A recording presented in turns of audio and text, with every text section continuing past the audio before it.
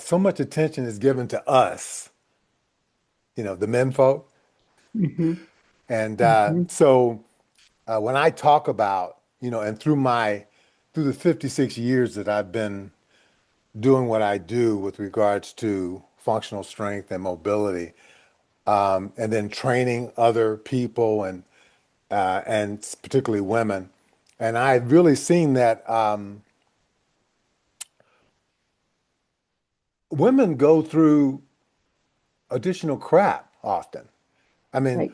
it takes women have to really, if men have to really soldier up and put on their big boy pants and decide they're going to do this thing, you know what I mean? Or whatever, transform themselves, then women have to do that 5 times more.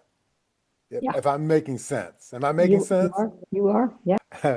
I'm talking with Karen Falkenberg. Falkenberg. Yep. Falkenberg. Hmm. Karen Falkenberg. Okay. And Karen, you want to say the name of your community for people I will. So our business is named or your business? Tigers I Light.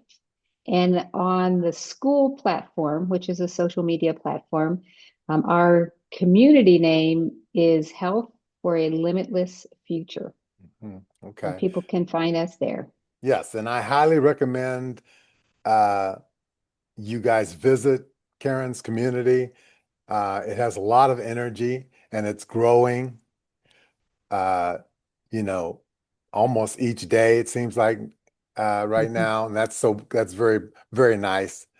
I'm very happy to see that. And your community has a lot of great information, a lot of great energy, a lot of great things that bring people in. Because I noticed that when I go your community, that there's always, some people in there engaged, Right. and that's what you want. That's right. And we were so excited to join school. Ryan McQueen, who's my business partner, and he's my homie. We met each other 7 years ago, 7, 8 years ago, and we have been Velcro together probably from minute one. And over the time of us working together, I'll tell you a little bit more about my backstory because, when you talk about perimenopause and menopause, um, he and I at some point decided we should have a business together. So once we met each other, and I'll describe that in a minute, it wasn't long after that where we were like, we could really help as a duo. We could help people in lots of ways because we see a gap in the opportunities, particularly for women, but also middle-aged men. Hmm. So the clientele that Excuse we me. work with are all ages, from young men who are, in D1 sports and they want particular training to people that are, some people I don't work with that Ryan does that are in their 90s, right? Hmm. So it's the gamut, but really who we particularly focus on are people who are accomplished professionals. They're over the age of 45-ish. They have come to the point in their life where they've said, I've had my responsibilities with my kids, with my elder care, with my career, with my business, whatever. And the balance of emphasis on all those things compared to how much I'm spending time on myself is just not in alignment with what I need it to be. And whether Right. there's a doctor scare or they want to get back into rec league and they want to just start playing. So Hmm. that's how that all happened. But what I was going to show you, if I can share my screen, I'm going to show you sort of a 3 spots in my life. So all of these are me.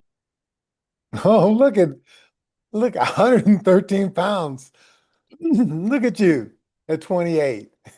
Yeah. So as an You're, endurance athlete, I had my weight was really, in some ways, almost anorexic, even though I yeah, wasn't anorexic, but an endurance athlete, just really takes all of their muscle off of them because it's sure. so metabolically costly, right? It is. So I look like that.